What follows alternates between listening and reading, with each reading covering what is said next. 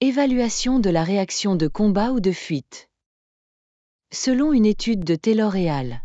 2000, les femmes ont tendance à gérer le stress en utilisant une réaction de « s'occuper et se lier d'amitié », plutôt que de se battre ou de fuir. C'est intéressant. Que implique la réaction « s'occuper et se lier d'amitié » ?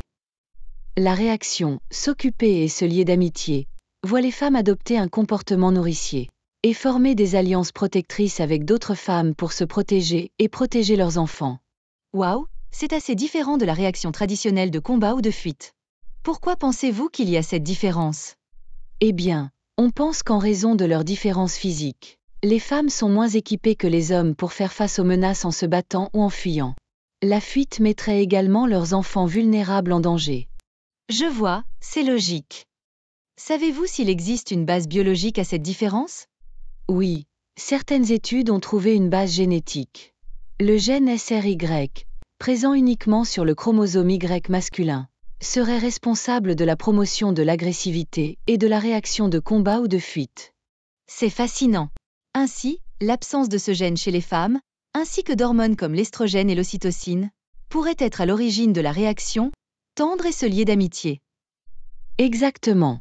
Bien que la réaction de combat ou de fuite ait été adaptative dans le passé, elle est désormais considérée comme inadaptée dans le monde moderne, car elle peut entraîner des problèmes de santé comme l'hypertension artérielle et l'affaiblissement du système immunitaire.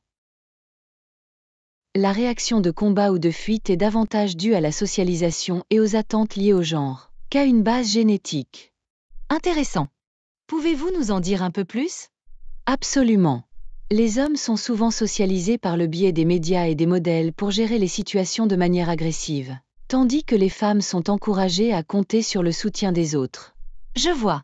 Le lien entre les hommes et l'agressivité dans la réaction de combat ou de fuite n'est donc peut-être pas entièrement biologique ?